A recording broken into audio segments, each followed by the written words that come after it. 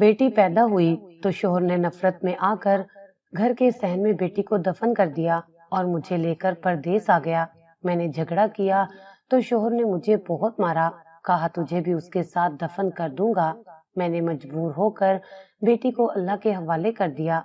मैं परदेस में अल्लाह से अपनी बेटी की हिफाजत की दुआ मांगती रही, हर पल उसी की याद में रोती रहती। 10 साल बाद वापिस आए तो मैं भागकर उसी जगह पर गई जहाँ बेटी को दफन किया था, मगर उस जगह को देखकर मेरा कलेजा मुंह को आ गया, क्योंकि आज मैं 10 साल बाद परदेश से अपने घर वापस आई थी, जहाँ मैं अपनी मासूम बच्ची को अकेला छोड़कर गई थी। वो तो कब की मर चुकी होगी, मगर मेरे दिल में एक आस थी, हो सकता है मेरी बेटी जिंदा हो। हमारे इस खंडर नुमा घर में शायद कोई परिंदा भी ना रहता होगा, तो फिर मुझे मेरी इतनी बड़ी दिल की मुराद कैसे मिल सकती थी। दिल ही दिल में मैं अल्लाह से बातें करती जा रही थी। मैंने सारी जिंदगी तेरी इबादत की है, तू रहमान है, तू ही रहीम है, तू ही मारने वाला और जिंदा करने वाला है। आज तू ही मेरी मदद कर, तूने ही कोई मौजज़ा करना है और मुझे यकीन था कि अल्लाह मेरी मदद जरूर करेगा। अगर मैं किसी को ये सारी बात बताती तो वो कहता तुम पागल हो, लेकिन हाँ, मोहब्बत और भरोसे वाले लोग पागल ही होते हैं। मेरा नाम आलिया है और मेरी शादी बहुत कम उम्र में हुई थी। मुझे इस बात का कभी कोई अफसोस नहीं हुआ था।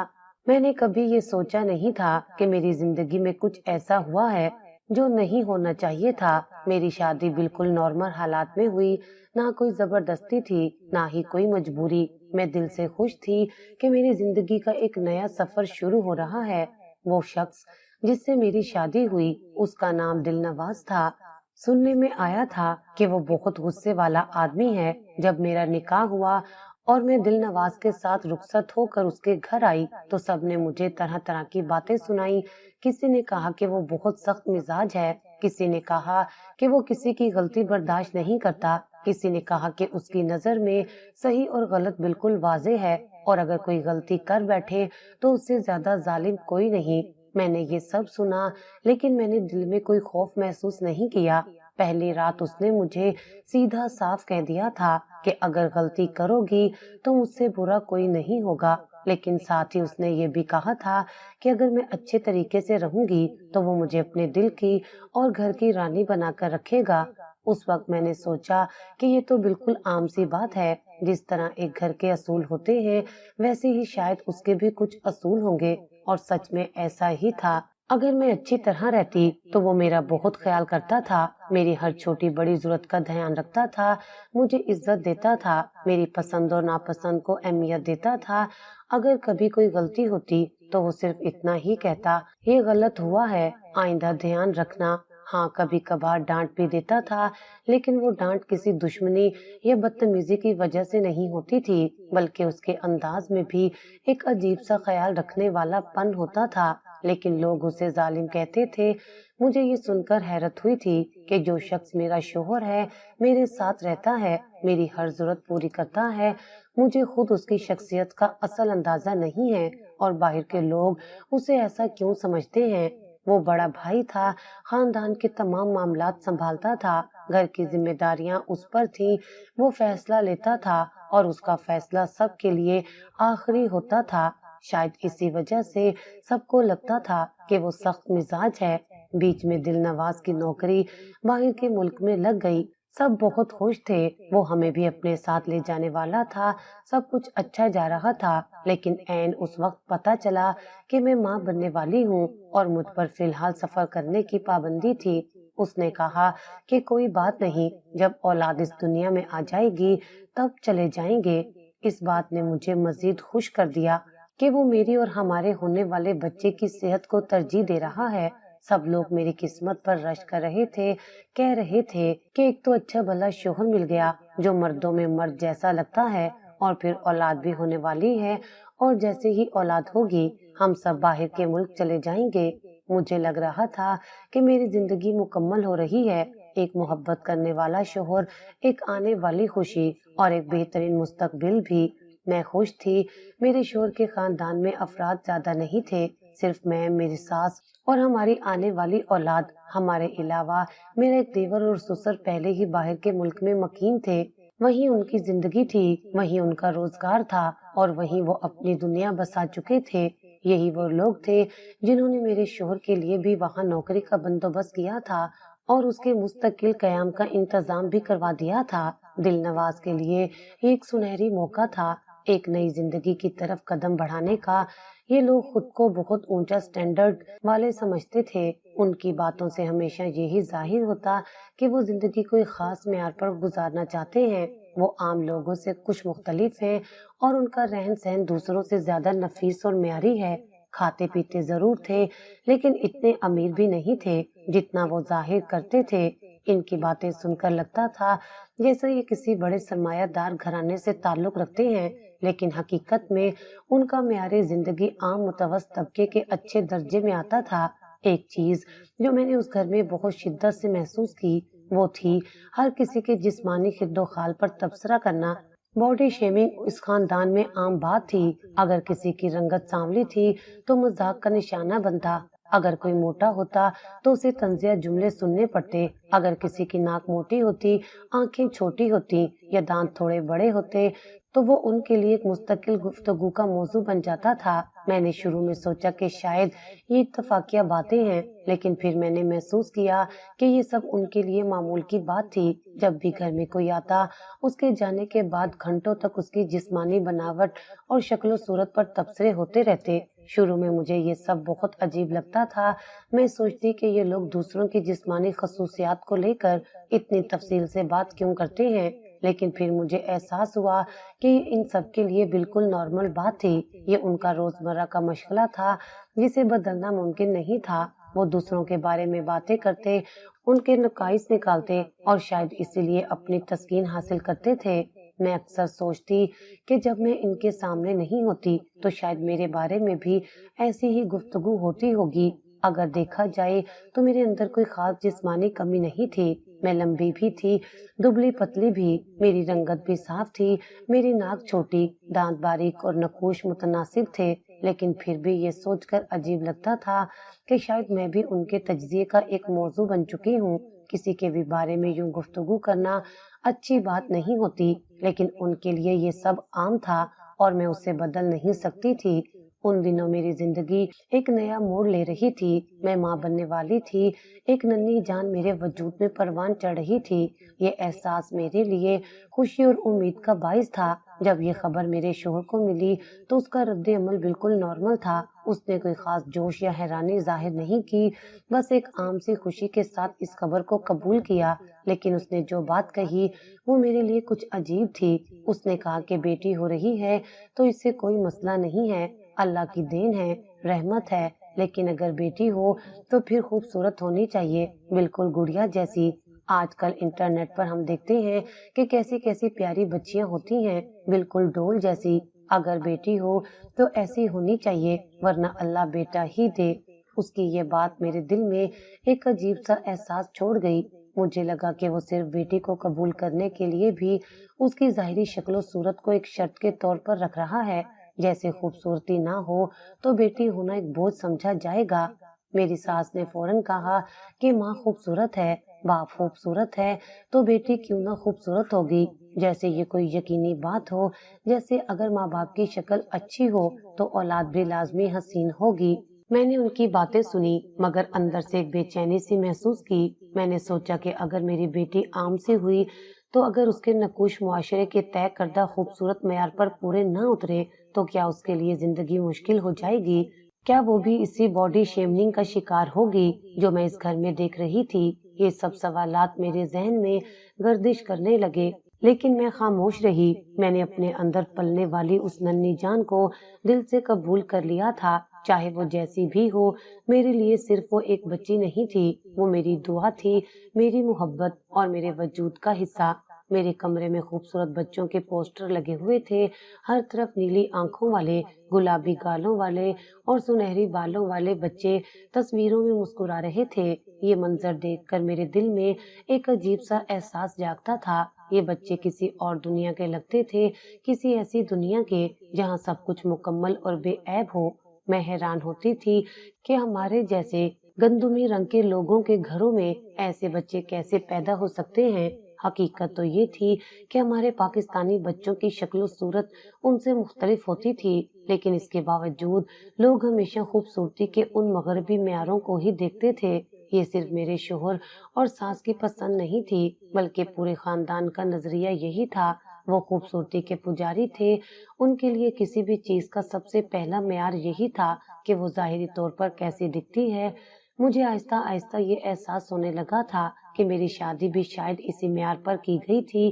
میں خوبصورت تھی، اس لیے مجھے منتخب کیا گیا، میری تعریفیں ہوتی تھیں، میری شکل و صورت کی بار بار بات کی جاتی تھی اور مجھے ایسے پیش کیا جاتا تھا جیسے میں کوئی قیمتی چیز ہوں جو ان کے معیار پر پوری اتری ہو۔ جب ہم کسی تقریب میں جاتے تو مجھے ہمیشہ سب سے بہترین لباس پہننے کے لیے کہا جاتا۔ میرے شوہر اور ساس کو یہ پسند نہیں تھا کہ میں عام سے کپڑوں میں جاؤں۔ وہ مجھے خاص طور پر تیار کرواتے، میرے لیے مہنگے سوٹ لاتے اور مجھے بیوٹی پارلر بھیجتے تاکہ میں سب سے منفرد لگوں۔ جب میں محفل میں جاتی تو لوگ میری طرف متوجہ ہو جاتے۔ میرے شوہر اور ساس کو یہی لمحہ سب سے زیادہ پسند آتا۔ وہ بڑے فخر سے کہتے، ہماری بہو ہے، ہم اسے چن کر لائے ہیں، جیسے میں کوئی ایسی چیز ہوں جس پر انہیں دوسروں کے سامنے فخر کرنا ہے۔ شروع میں مجھے یہ سب اچھا لگتا تھا، کون سی لڑکی ایسی تعریفیں سن کر خوش نہیں ہوتی، لیکن آہستہ آہستہ مجھے محسوس ہونے لگا کہ ان کی محبت میری ذات کے لیے نہیں بلکہ میری ظاہری خوبصورتی کے لیے تھی۔ میں سوچنے لگی کہ اگر میں عام سی شکل کی ہوتی تو کیا یہ لوگ مجھے ایسی عزت اور محبت سے نوازتے؟ اگر میں ان کے بنائے ہوئے خوبصورتی کے معیار پر پوری نہ اترتی تو کیا مجھے بھی وہی باتیں سننی پڑتی جو میں نے ان کے گھروں میں دوسری عورتوں کے بارے میں سنی تھی؟ میرا دل دھڑکنے لگا جب میں نے اس حقیقت کو محسوس کیا۔ میں نے سوچا کہ جب میری بیٹی پیدا ہوگی تو کیا یہ لوگ اسے بھی اسی معیار پر پرکھیں گے؟ اگر وہ ان کی پسند کے مطابق نہ نکلی تو کیا وہ بھی تنقید اور مایوسی کا نشانہ بنے گی؟ میرے شوہر نے اب جانے کی تیاری کر لی تھی۔ وہ بے حد خوش تھا، جیسے کوئی بہت بڑی کامیابی اس کے قریب آ رہی ہو۔ اس کا کہنا تھا کہ زیادہ وقت ضائع نہیں کریں گے، بس بیٹی دنیا میں آ جائے پھر فوراً روانہ ہو جائیں گے۔ وہ سب کچھ پہلے سے طے کر چکا تھا۔ اس نے مجھ سے کہا تھا کہ اپنے بیگ بھی ابھی سے تیار کر لو، کیونکہ بعد میں یہ سب کچھ کرنا مشکل ہو جاتا ہے۔ میں نے بھی اپنے بیگ پیک کر لیے تھے۔ میں نے چھوٹے چھوٹے کپڑے بھی رکھے تھے جو میں نے اپنی بیٹی کے لیے خریدے تھے، نرم گلابی رنگ کے کپڑے جو میں نے بڑے شوق سے لیے تھے۔ میں نے ہر چیز کا خیال رکھا تھا کہ جب وہ دنیا میں آئے تو اسے کسی چیز کی کمی نہ ہو۔ ڈاکٹر نے مجھے بتا دیا تھا کہ وقت قریب ہے، اسی ہفتے میری اولاد دنیا میں آ جائے گی۔ میری ساس اور شوہر دونوں بہت پرجوش تھے۔ وہ اکثر بیٹھ کر مستقبل کے بارے میں باتیں کرتے، کیسے ہم ملک باہر میں جا کر ایک نئی زندگی شروع کریں گے، کیسے وہاں سب کچھ بدل جائے گا۔ ان کے خواب بہت بڑے تھے اور ان خوابوں میں سب کچھ تھا، لیکن کہیں نہ کہیں میں نے محسوس کیا کہ ان خوابوں میں محبت، احساس یا جذبات کی وہ گہرائی نہیں تھی جو میں چاہتی تھی۔ میرے اندر ایک ہلکی سی بے چینی تھی، ایک عجیب سا خوف جو میں کسی سے کہہ نہیں سکتی تھی۔ میں نے اپنی آنے والی بیٹی کے لیے دعا کی، اس کے لیے اپنے دل میں بے پناہ محبت محسوس کی۔ میں جانتی تھی کہ وہ چاہے کیسی بھی ہو میرے لیے سب سے خوبصورت ہوگی، لیکن کیا یہ دنیا بھی اسے اسی نظر سے دیکھے گی؟ یہ سوال میرے ذہن میں گونج کی طرح موجود تھا اور اس کا کوئی جواب میرے پاس نہیں تھا۔ کبھی کبھی انسان کچھ ایسا کر گزرتا ہے جس کی اس سے کبھی امید ہی نہیں ہوتی، اور بعض اوقات زندگی کچھ ایسے موڑ پر لے آتی ہے کہ جو بھیانک خواب لگتا ہے لیکن وہ حقیقت ہوتا ہے۔ میرے ساتھ بھی کچھ ایسا ہی ہونے والا تھا، بلکہ ہو چکا تھا، اور میں کچھ بھی نہ کر سکی۔ میری بیٹی کی ولادت ہو گئی تھی، میری بیٹی اس دنیا میں آ چکی تھی۔ جیسے ہی میں نے اسے دور سے دیکھا میرے دل میں ایک عجیب سا احساس پیدا ہوا۔ شاید یہ وہ ماں کی محبت تھی جس کا میں نے ہمیشہ تصور کیا تھا، لیکن اس محبت میں ایک ہلکی سی حیرانی بھی شامل تھی۔ میں نے ڈاکٹر سے پوچھا، ڈاکٹر یہ میری بیٹی ہے؟ ڈاکٹر نے مسکرا کر کہا، جی ہاں یہی آپ کی بیٹی ہے، لیکن آپ نے ایسا کیوں پوچھا؟ میں نے ہچکتے ہوئے کہا، پتہ نہیں، وہ مجھے کچھ عجیب سی لگ رہی ہے۔ ڈاکٹر نے نرمی سے سمجھایا، کچھ بچے جب پیدا ہوتے ہیں تو ان کے جسم کو مکمل آکسیجن نہیں ملتی، جس کی وجہ سے وہ ہلکے سیاہی مائل لگ سکتے ہیں، لیکن ایسے ہی انہیں ہوا ملتی ہے اور خون کی روانی بہتر ہوتی ہے، ان کا رنگ نارمل ہو جاتا ہے۔ میں نے ڈاکٹر کی بات سنی، لیکن میرے دل میں عجیب سی بے چینی تھی۔ وہ میرے احساسات کو محسوس کرتے ہوئے بولی، ارے ہر طرح کے بچے پیدا ہوتے ہیں اور شروع میں سبھی بچے ایک جیسے نہیں ہوتے۔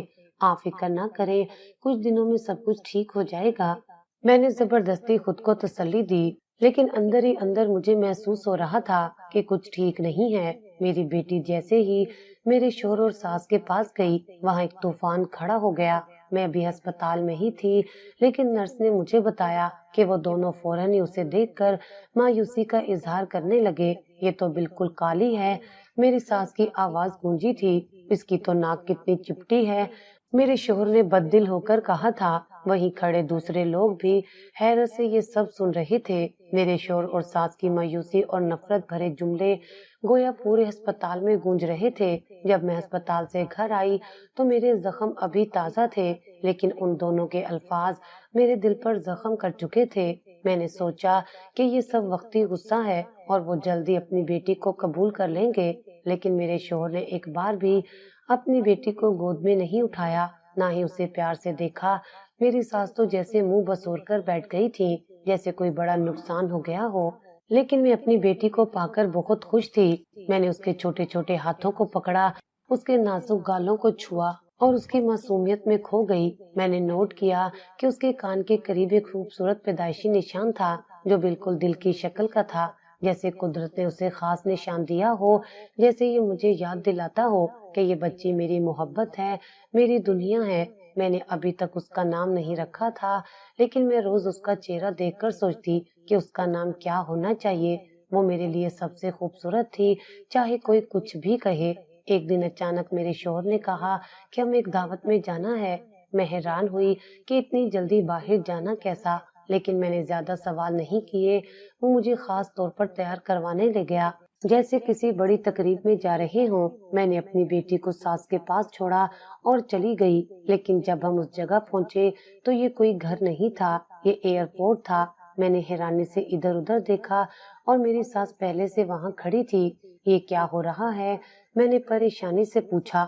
میری نظر فوراً میری ساس کے ہاتھوں کی طرف گئی، لیکن میری بیٹی کہیں نظر نہیں آئی۔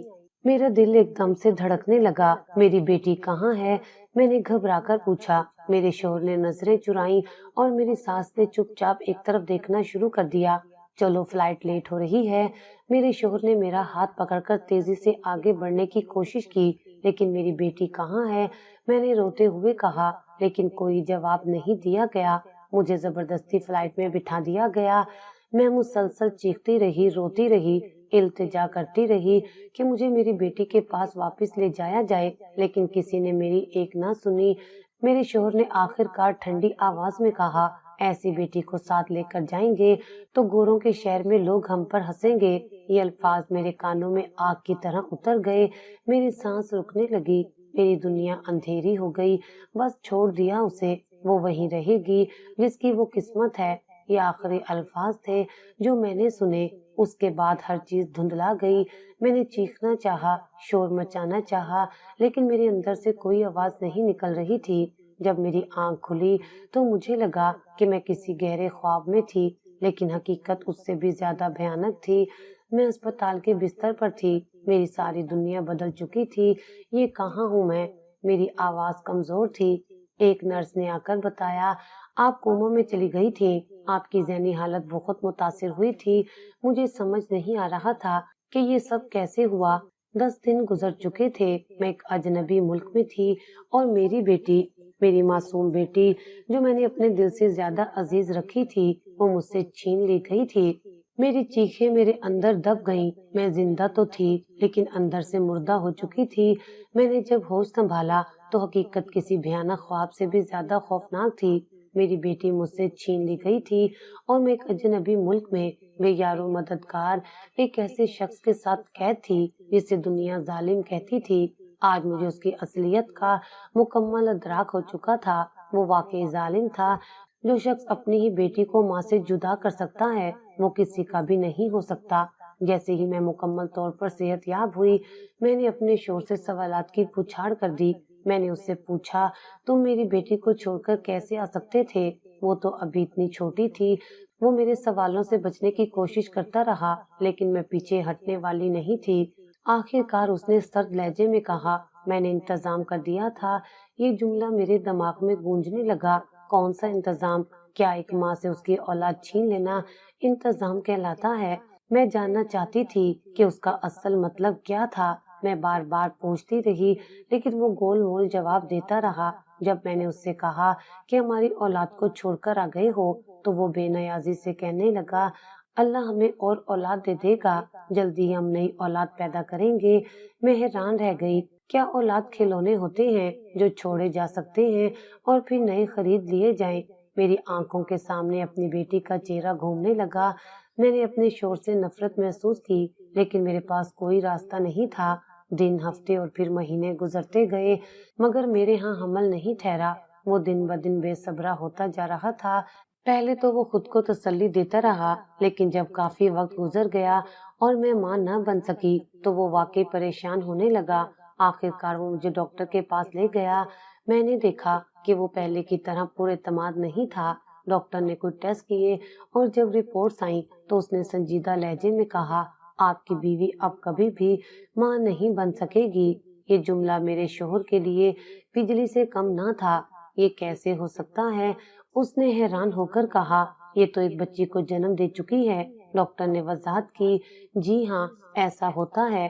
بعض اوقات عورت ایک بار ماں بننے کے بعد کسی جسمانی یا ہارمونی مسئلے کی وجہ سے دوبارہ حاملہ نہیں ہو سکتی۔ آپ جتنا مرضی علاج کروا لیں، قدرت کا فیصلہ بدل نہیں سکتا۔ میرا شوہر حیران رہ گیا۔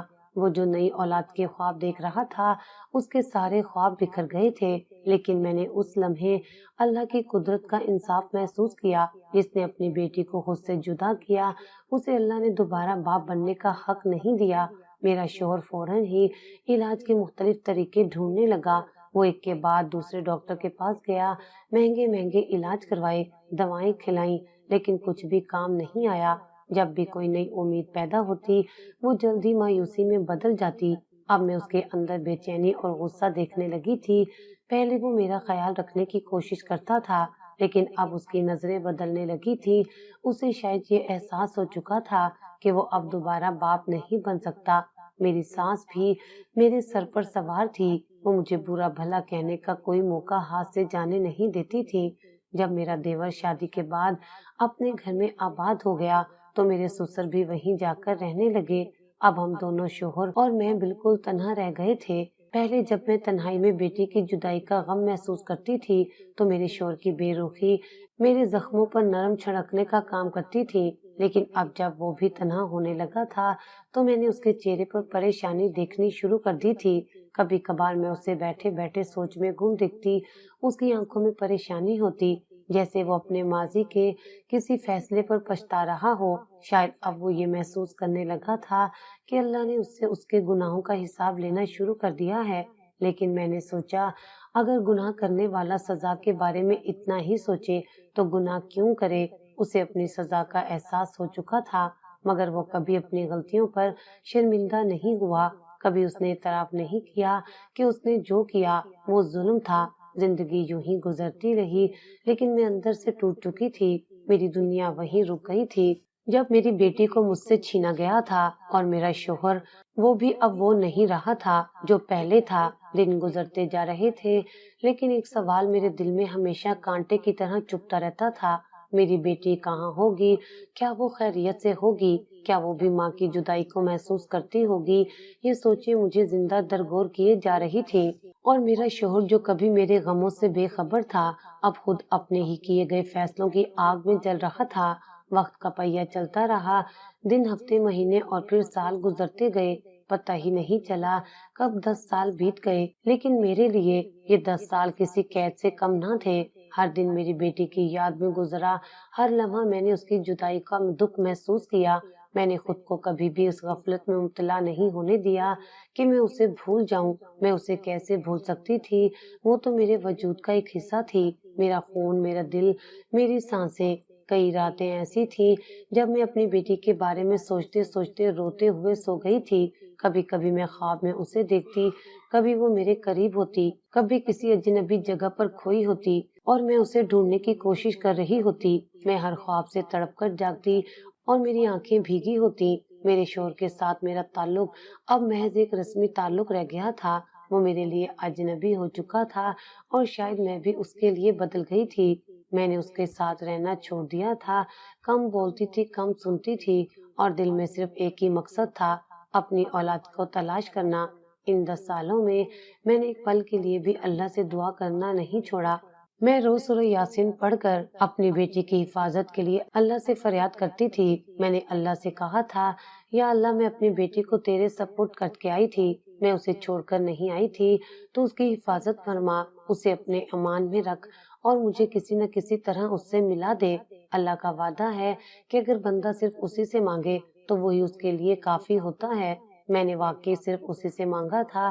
میں نے کسی انسان کے آگے ہاتھ نہیں پھیلائے، کسی سے مدد نہیں مانگی، بس اپنے رب کے در پر جھکی رہی۔ ایک دن جب میں کھڑکی کے پاس بیٹھی خاموشی سے باہر دیکھ رہی تھی، میرا شوہر میرے پاس آیا۔ میں نے مڑ کر بھی نہیں دیکھا، لیکن اس کی آواز میں ایک عجیب سی نرمی اور شکستہ پن تھا۔ معاف کر دو مجھے، اس نے دھیمے لہجے میں کہا۔ تو میں نے کوئی جواب نہیں دیا، بس چپ رہی۔ وہ میرے قریب آ کر کھڑا ہو گیا اور کہا، بتاؤ تم کیا چاہتی ہو، میں تمہاری خواہش پوری کر دوں گا۔ میں نے گہری سانس لی اور پہلی بار اپنی دلی خواہش اس کے سامنے رکھی۔ مجھے پاکستان جانا ہے۔ وہ حیران رہ گیا، شاید اس نے سوچا بھی نہیں تھا کہ میں ایسا کچھ مانگوں گی۔ کس لیے؟ اس نے سوال کیا۔ میں اپنے ماں باپ سے ملنے جا رہی ہوں، میں نے مختصر جواب دیا۔ وہ کچھ لمحے مجھے دیکھتا رہا، پھر بولا، تم جا کر کیا کرو گی؟ اتنے سال گزر گئے ہیں، سب کچھ بدل چکا ہوگا۔ میں یہ جا کر دیکھوں گی۔ شاید اسے اندازہ ہو چکا تھا کہ میں کسی بھی قیمت پر پاکستان جانے کا ارادہ رکھتی ہوں۔ آخر کار اس نے خاموشی سے اجازت دے دی، لیکن خود میرے ساتھ آنے کے لیے تیار نہیں ہوا۔ جب میں ہوائی جہاز میں بیٹھی تو میرے دل کی دھڑکن تیز ہو گئی تھی، میری آنکھیں بند تھیں اور میں اللہ کے حضور دعا کر رہی تھی، یا اللہ، میں تیرے حکم سے واپس جا رہی ہوں، میرے راستے آسان کر دے، مجھے میری بیٹی کا سراغ دے دے۔ میں جانتی ہوں کہ جو چیز 10 سال پہلے کھو گئی ہو وہ آسانی سے نہیں ملتی، لیکن میں نے تجھ پر بھروسہ کیا ہے، میں نے تجھ سے امید باندھی ہے، تو معجزے دکھانے والا ہے اور میں تیرے معجزے کا رنگ دیکھنا چاہتی ہوں۔ جب جہاز نے زمین کو چھوا تو میرا دل تیزی سے دھڑکنے لگا۔ میں پاکستان واپس آ چکی تھی، اپنی مٹی میں، اپنے وطن میں۔ میرا پہلا کام اپنی بیٹی کو تلاش کرنا تھا، لیکن سوال یہ تھا کہ میں کہاں سے شروع کرتی۔ مجھے صرف اتنا معلوم تھا کہ وہ 10 سال پہلے کہاں تھی۔ میں نے سوچا کہ سب سے پہلے وہاں جانا چاہیے، شاید کوئی سراغ مل جائے۔ میں نے گاڑی لی اور اپنے اس پرانے گھر کی طرف روانہ ہو گئی، جہاں کبھی میں نے اپنی زندگی کے سب سے خوبصورت دن گزارے تھے، جہاں میری بیٹی نے آنکھ کھولی، جہاں میری ہنسی گونجا کرتی تھی اور جہاں سے میری دنیا اندھیر ہو گئی تھی۔ راستے میں میرے دل میں کئی وسوسے آ رہے تھے۔ اگر وہ وہاں نہ ملی تو، اگر وہ کسی اور شہر میں چلی گئی ہو، اگر وہ زندہ نہ ہو۔ میں نے فوراً یہ سوچ جھٹک دی، نہیں، میں نے اسے اللہ کے سپرد کیا تھا اور اللہ کی حفاظت میں دی ہوئی چیز کبھی ضائع نہیں ہوتی۔ میرے دل میں امید کا دیا جل رہا تھا اور میں جانتی تھی کہ میرا رب مجھے مایوس نہیں کرے گا۔ یہ سفر صرف ایک ماں کا اپنی بیٹی کو ڈھونڈنے کا نہیں تھا، بلکہ یہ ایک یقین تھا، ایک دعا، ایک معجزے کے انتظار کا سفر تھا۔ میں نے اپنے شوہر کو پاکستان سے فون کیا اور کہا کہ میں اب کبھی واپس نہیں آؤں گی۔ میں نے تمہیں یہی بتانا تھا، مجھ پر آخری احسان یہ کرو کہ مجھے یہ بتاؤ کہ تم نے میری بیٹی کے ساتھ کیا کیا تھا۔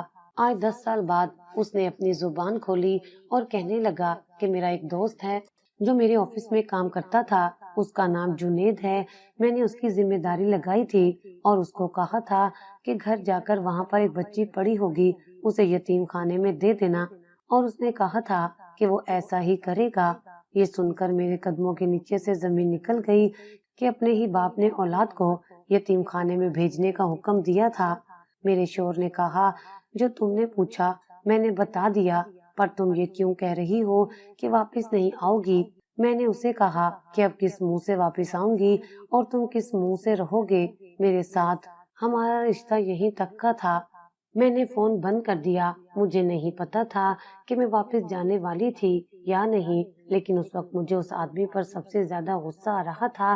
میں فوراً جنید سے ملنے کے لیے اس کے گھر چلی گئی۔ میرے شوہر نے اس کے گھر کا پتہ بتایا تھا اور نمبر بھی۔ نمبر تو بند جا رہا تھا، لیکن گھر پہنچ اب پتہ نہیں کیا ہونے والا تھا۔ اس نے کسی یتیم خانے میں میری بیٹی کو دیا تھا۔ میں وہاں جاتی اور اس کو واپس لے لیتی۔ ایک طرح سے دیکھا جائے تو مجھے سب کچھ آسان لگ رہا تھا۔ شاید میں جلدی میں اپنی بیٹی سے ملنے والی تھی اور میں نے فون بند کر دیا تھا۔ میرا دل بے تحاشا دھڑک رہا تھا۔ میری آنکھوں میں آنسو تھے، مگر اب یہ آنسو کمزوری کے نہیں تھے، یہ آنسو غصے کے بھی تھے، بے بسی کے بھی تھے، اور اس دکھ کے بھی جو مجھے سالوں سے سہنا پڑ رہا تھا۔ میں نے اپنی بیٹی کے بارے میں جاننے کے لیے 10 سال انتظار کیا تھا، اور آج جب حقیقت سامنے آئی تو میرے دل پر ایک نئی چوٹ لگ گئی تھی۔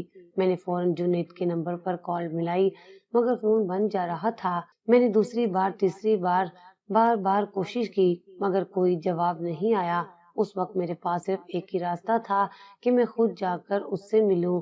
میرے شوہر نے اس کا پتہ دیا تھا اور اب مجھے دیر نہیں کرنی چاہیے تھی۔ میں نے فوراً رکشہ لیا اور اس کے گھر کی طرف روانہ ہو گئی۔ راستے میں میرے ذہن میں بے شمار سوالات آ رہے تھے۔ کیا جنید نے واقعی میری بیٹی کو کسی یتیم خانے میں دیا تھا یا کہیں اور؟ اگر وہ یتیم خانے میں تھی تو وہ کس حال میں ہوگی؟ اگر وہ مجھے پہچان بھی لے تو کیا وہ میرے ساتھ جانے پر راضی ہوگی؟ اور اگر وہ مجھے نہ پہچانے تو میں اسے کیسے قائل کروں گی؟ میرا دل گھبرا رہا تھا، مگر میں نے خود کو مضبوط بنایا۔ اب پیچھے ہٹنے کا سوال ہی پیدا نہیں ہوتا تھا۔ میں نے اللہ سے دعا کی کہ وہ میرے لیے آسانی پیدا کرے۔ کچھ دیر بعد میں جنید کے گھر کے سامنے کھڑی تھی۔ ایک پرانا سا مکان تھا جس کے دروازے پر ہلکا سا رنگ اترا ہوا تھا۔ میں نے زور سے دروازہ کھٹکھٹایا۔ کچھ لمحوں بعد ایک عورت نے دروازہ کھولا۔ وہ درمیانی عمر کی تھی اور اس کی آنکھوں میں حیرانی تھی۔ جی، آپ کو کس سے ملنا ہے؟ مجھے جنید سے ملنا ہے، وہ گھر پر نہیں ہے۔ آپ کون ہیں؟ یہ ضروری نہیں کہ میں کون ہوں، مجھے یہ بتائیں کہ وہ کب تک آئیں گے؟ وہ زیادہ تر شام میں آتے ہیں، مجھے ان سے بہت ضروری بات کرنی ہے، میں اندر آ سکتی ہوں؟ وہ عورت کچھ دیر تس بس کا شکار رہی، مگر پھر پیچھے ہٹ کر راستہ دے دیا۔ میں اندر داخل ہو گئی۔ گھر بہت سادہ تھا۔ ایک چھوٹا سا صحن تھا جہاں ایک چارپائی پڑی تھی۔ میں اس پر بیٹھ گئی اور انتظار کرنے لگی۔ میرا دل بے چینی سے دھڑک رہا تھا۔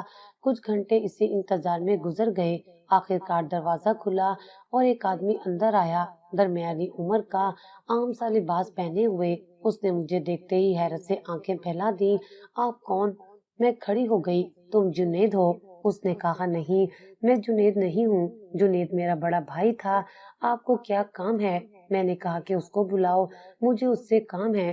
تو اس نے کہا کہ وہ تو اس دنیا میں نہیں ہے۔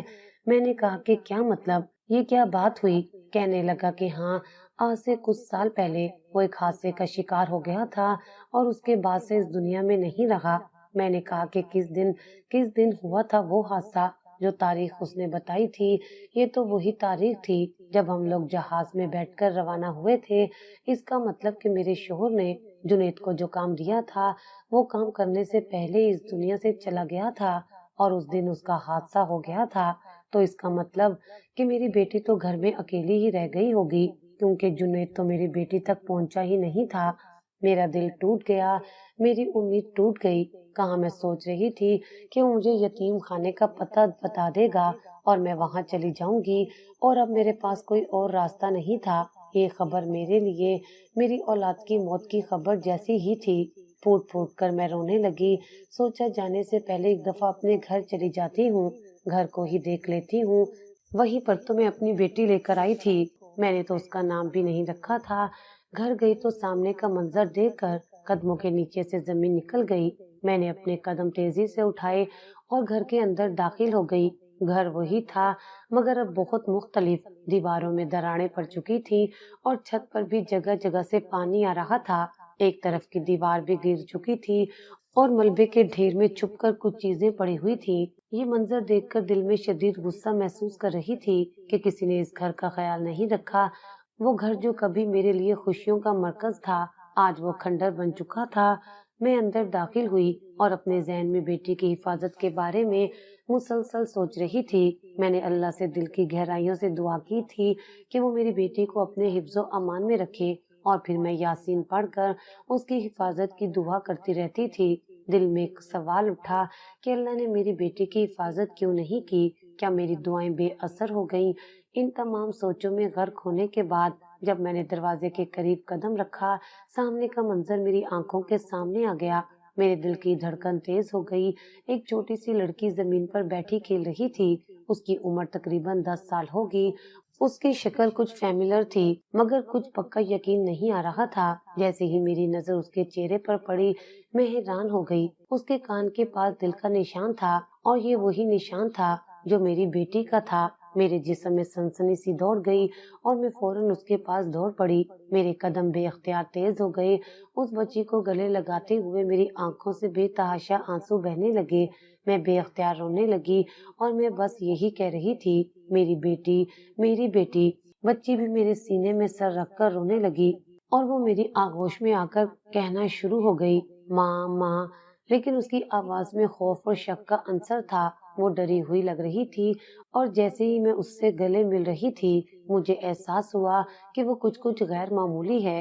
तभी अचानक कोई आवाज आई, छोड़ो मेरी बेटी को, कौन हो तुम? ये आवाज मैंने पहचानी थी।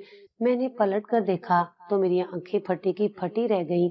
वो कोई और नहीं, मेरी हमसाई नजमा थी। मैंने नजमा को पहचान लिया और मेरा दिल दहलकर रह गया। ये क्या माजरा था? मेरे और नजमा के दरमियान एक लम्हे के लिए खामोशी छा गई। मेरी बेटी मेरे साथ थी, मगर नजमा की मौजूदगी ने एक नई पेचीदगी पैदा कर दी थी। मेरी बेटी ने नजमा को देखा और फौरन उसकी तरफ दौड़कर उसके गले लग गई। नजमा ने नरम लहजे में कहा, तू घर जा, मैं आती हूँ। उसके बाद वो उसी टूटी हुई दीवार से दूसरी तरफ के घर की तरफ चल पड़ी। अब मैं और नजमा रूबरू खड़े थे और दोनों की आंखों में बेशुमार सवालात थे। नजमा की आंखों में हैरानी और परेशानी की झलक थी और मेरे दिल में इज़्तिराब था। हम दोनों एक दूसरे की तरफ देखते हुए खामोश खड़े थे और किसी को भी समझ नहीं आ रहा था कि अब क्या कहना चाहिए। नजमा की बातों ने मेरे दिमाग को उलझा दिया था, क्योंकि मैं हमेशा जानती थी कि नजमा की कोई औलाद नहीं थी। वो बांझ थी और उसकी कभी भी बच्चा पैदा करने की उम्मीद नहीं थी, और आज वो मेरी बेटी आरजू को अपने साथ लेकर बैठी थी। मैं उसका असल मतलब समझने की कोशिश कर रही थी। उसने कहा, हाँ, ये तुम्हारी ही बेटी है, लेकिन पहले तुम बताओ कि तुम क्यों छोड़कर चली गई थी। ये सुनकर मैंने आहिस्ता आहिस्ता अपनी कहानी शुरू की। मैंने नजमा को बताया कि किस तरह मेरा शौहर मुझे और मेरी बेटी को छोड़कर चला गया था, और फिर किस तरह उसने मुझे मजीद अजियत दी। नजमा ने सारी कहानी सुनकर गहरी सांस ली और कहा, ये तो बहुत गलत हुआ। तुम्हें तो हर हाल में अपनी बेटी के साथ होना चाहिए था, मगर तुम्हारे शौहर ने जो किया वो बहुत बड़ा गुनाह था। उसके बाद नजमा ने मुझे बताया कि वो मेरी बेटी आरजू को कैसे अपने पास ले आई थी। मुझे बच्ची के रोने की आवाज आई और मैं उसकी तरफ भागकर पहुंची। मैंने देखा कि वो छोटी बच्ची अकेली रोती हुई थी, और जब तुम लोगों का कोई पता नहीं चला तो मैंने उसे उठा लिया। मैंने उसे गोद में उठाया और घर ले आई। तुम्हारी कोई खैर खबर न मिली तो मैंने इसे अपना बना लिया। नजमा की आंखों में उस वक्त एक अजीब सी खामोशी थी और गम था, और मैं समझ गई थी कि उसने बहुत कुछ बर्दाश्त किया था। फिर जब तुम लोग नहीं आए, मैंने फैसला किया कि मैं आरजू को पालूंगी, और वो तब से मेरे साथ ही है। नजमा ने कहा। मैंने फौरन सवाल किया, तुम्हारी जिंदगी कैसे गुजरी? तो नजमा ने बताया कि उसका शोहर दूसरी शादी करके चला गया था और उसे तलाक दे दी थी। मेरे शोहर ने मेरी बांझपन की वजह से मुझे छोड़ दिया। नजमा ने कहा, मैंने खुद मेहनत की, मजदूरी की और अपनी अज़वाजी जिंदगी गुजारने की कोशिश की। मेरे दिल में एक गम की लहर दौड़ गई। नजमा ने आरजू को एक माँ की तरह अपना लिया था, और आरजू अब नजमा को माँ समझती थी। मैंने नजमा से पूछा, तुमने आरजू का क्या नाम रखा? नजमा ने मुस्कुराते हुए कहा, हाँ, मैंने उसका नाम आरजू रखा है। उसकी बातों में एक सुकून था। वो मुझे ही माँ ही समझती है। मेरे दिल में ये सवाल आया कि 10 साल की बच्ची को इस कहानी के बारे में कैसे बताया जाए कि वो असल में किसी की बेटी है और कौन उसकी माँ है। क्या उसको ये सब कुछ नहीं बताना चाहिए? वो जो कुछ भी समझती है वो ठीक है। हम उसकी जिंदगी में कोई और मुदाखलत नहीं करेंगे। नजमा ने सर हिलाकर कहा, हाँ, मैं भी यही सोचती हूँ। हम इस बच्ची को इसके बचपन में खुश रखने की कोशिश करेंगे। फिर मैंने नजमा से कहा कि मैं अपने शौहर के पास वापस नहीं जा रही हूँ, और मैं आरजू के साथ नजमा के साथ ही रहना चाहती हूँ। میرے پاس کچھ پیسے ہیں اور میں ان پیسوں کی انویسٹمنٹ کر کے ایک چھوٹا سا کاروبار شروع کرنا چاہتی ہوں۔ میری آواز میں اعتماد تھا۔ ہم سب مل کر ایک نئی زندگی شروع کریں گے۔ نجمہ نے میری باتوں پر غور کیا اور پھر کہا، تمہاری باتیں مجھے بہت پسند آئیں۔ میں تمہیں اور آرزو کو ساتھ رکھنے کا فیصلہ کرتی ہوں۔ میں بھی تمہیں اپنی مدد فراہم کروں گی اور اگر کبھی تمہیں ضرورت پڑی تو میں ہمیشہ تمہارے ساتھ ہوں گی۔ میرے دل میں سکون کا احساس آیا۔ نجمہ نے نہ صرف میری بیٹی کو گود لیا تھا بلکہ میری زندگی کو بھی ایک نیا راستہ دکھایا تھا۔ میں نے اسے شکریہ کہا اور پھر ہم دونوں نے ایک دوسرے کی طرف مسکرا کر دیکھا۔ زندگی کا نیا باب شروع ہونے والا تھا اور ہم سب ایک کے ساتھ ایک اس کی طرف بڑھ رہے تھے۔ اس موقع پر میں نے دل میں اللہ کا شکر ادا کیا، نجمہ جیسے لوگوں کو بھیج کر میرے لیے راستہ آسان کر دیا تھا اور ہم سب ایک نئے سفر پر نکلنے والے تھے اور اس سفر میں ہمارا ساتھ ایک دوسرے کا تھا۔ اب میری زندگی کا اگلا قدم تھا کہ میں آرزو کے ساتھ ایک نئی منزل کی طرف بڑھوں اور نجمہ کے ساتھ مل کر ہم اپنے نئے خوابوں کو حقیقت میں بدلیں اور وہ اس کے ساتھ ہی رہنے والی ہے۔ شروع میں آرزو تھوڑی ہچکچائی مگر نجمہ کی محبت اور دیکھ بھال نے اس کے دل پہ اعتماد پیدا کیا تھا۔ کچھ دنوں بعد میں نے آرزو کو سکھایا کہ وہ مجھے چھوٹی امی کہہ کر پکارے۔ یہ چھوٹا سا قدم میرے دل میں بہت سکون لایا تھا۔ مجھے اپنی بیٹی واپس مل گئی تھی اور میری دعائیں واقعی ضائع نہیں گئی۔ اللہ نے مجھے اپنا معجزہ دکھایا تھا ورنہ میری زندگی میں یہ لمحے کبھی نہ آ پاتے۔ میرے شوہر کا دل اتنا سنگ دل تھا کہ اس نے میری بیٹی کو اس طرح اکیلا چھوڑ دیا تھا، لیکن پھر بھی اللہ نے اپنا کرم دکھایا۔ میری بیٹی جو ایک وقت میں میری زندگی سے دور ہو گئی تھی آج دوبارہ میرے ساتھ تھی اور وہ کھنڈر گھر جہاں ایک وقت میں میرا دل ٹوٹا تھا اب وہ میرے لیے ایک نیا آغاز بن چکا تھا۔ میں خوش تھی کیونکہ میری زندگی میں آرزو اور نجمہ کا ساتھ تھا۔ ہم تینوں ایک دوسرے کے ساتھ خوش و خرم رہ رہے تھے۔ ہر دن کی ایک نئی امید اور محبت کے رنگ تھے۔ میرا شوہر بار بار فون کرتا اور مجھے واپس آنے کا کہتا مگر میں نے اسے ہمیشہ یہی کہا کہ میں واپس نہیں آؤں گی۔ جب وہ فون کرتا تو میں اس کی آواز میں کوئی خاص اداسی نہیں پاتی تھی۔ ایسا لگتا تھا کہ وہ مجھ سے نہیں بلکہ اپنی اکیلی زندگی سے بچنے کے لیے مجھے واپس بلانے کی کوشش کر رہا تھا اور شاید اپنے بڑھاپے میں کسی سہارے کی تلاش تھی مگر میں ان کے لیے وہ سہارا نہیں بن سکتی تھی۔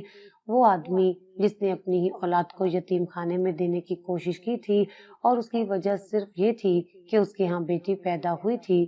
میں نے ہمیشہ اپنے دل میں یہ فیصلہ کیا تھا کہ میں کبھی بھی ایسے انسان کا سہارا نہیں بنوں گی جو اپنی بزدلی دکھائے اور اپنے خاندان کو اس طرح چھوڑ دے۔ اس آدمی کو میں نے اپنے دل سے نکال دیا تھا اور اپنی بیٹی کے ساتھ خوش رہنا میری اولین ترجیح بن چکی تھی۔ اس سب کے باوجود میں نے نجمہ کا شکریہ ادا کیا جس نے میری بیٹی کی حفاظت کی اور اسے ایک ماں کا سایہ دیا جب میں خود اسے اپنی مشکلات کے سبب نہیں دے سکتی تھی۔ نجمہ نے وہ سب کچھ کیا جو ایک حقیقی ماں اپنے بچے کے لیے کرتی ہے اور اس کی مدد کی بدولت آج میری بیٹی محفوظ تھی اور میں بھی سکون کی زندگی گزار رہی تھی۔ اب میں نجمہ، آرزو اور اپنے نئے طور طریقے سے زندگی گزارنے کی کوشش کر رہی تھی۔ اس باب میں میری دعائیں اور اللہ کی مدد شامل تھی اور میں جانتی تھی کہ میری زندگی اب ایک نئی سمت میں چل پڑی تھی۔ آج بھی ہمارے معاشرے رویے ہمیں ایک ایسا سوال پیش کرتے ہیں جس کا جواب تلاش کرنا ضروری ہے، کیوں آج بھی لوگ خوبصورتی اور بدصورتی کے پیچھے اتنے پاگل ہیں؟ اس بے بنیاد معیار کے پیچھے دوڑتے ہوئے ہم اکثر اپنی حقیقت اور اللہ کی تقدیر کو نظر انداز کرتے ہیں۔ اللہ نے ہمیں جو بھی رنگ، شکل یا جسمانی خصوصیات دی ہیں وہ اس کی تخلیق کا حصہ ہیں۔ یہ ہماری زندگی کی حقیقت ہے اور ہمیں اس پر شکایت کرنے کا کوئی حق نہیں۔ یہ حقیقت کم تھی کہ اللہ نے ہمیں اولاد دی تھی لیکن پھر بھی ہم اس کے بارے میں سوچتے ہیں کہ وہ کس رنگ کی ہے، کس شکل کی ہے یا کیا وہ ہماری توقعات کے مطابق نظر آتی ہے یا نہیں۔ ہم یہ بھول جاتے ہیں کہ اللہ نے ہمیں جو کچھ دیا ہے وہ ہماری تقدیر اور اس کی حکمت کا حصہ ہے۔ ہمیں اس پر شکر گزار ہونا چاہیے نہ کہ اس پر اعتراض کیا۔ یہ حقیقت کم تھی کہ اللہ نے ہمیں زندگی دی تھی، ہمیں عقل دی تھی اور ہمیں اپنے راستے پر چلنے کی صلاحیت دی تھی۔ پھر یہ کہ ہم کیوں خوبصورت یا بدصورت کی تمیز کرتے ہیں؟ کسی کی جسمانی ظاہری شکل کی بنیاد پر اسے قدر دینے یا کمتر سمجھنے کا کیا حق ہے؟ اللہ کی تخلیق پر کوئی اعتراض کرنا دراصل اللہ کے خالق ہونے پر اعتراض کرنا ہے۔ اللہ کی بنائی ہر چیز کی اپنی ایک اہمیت اور مقصد ہے اور اس سے نفرت کرنا دراصل خالق سے نفرت کرنے کے مترادف ہے۔ ہمیں یہ سمجھنا چاہیے کہ اللہ کی ہر تخلیق خوبصورت ہے، چاہے وہ شکل و صورت کے اعتبار سے ہماری پسندیدہ ہو یا نہ ہو۔ اصل خوبصورتی تو دل کی صفائی اور انسانیت میں ہے، اور یہی چیز ہمیں اللہ کے قریب لے جاتی ہے۔ اللہ نے ہمیں جو کچھ بھی دیا ہے، ہمیں اس پر شکر گزار ہونا چاہیے اور اس کی تخلیق کے بارے میں سوچنا چاہیے۔ ہمیں اپنے اندر اور دوسروں میں اللہ کی تخلیق کو عزت دینی چاہیے، کیونکہ یہ وہی تخلیق ہے جو ہم سب کی تقدیر کا حصہ ہے۔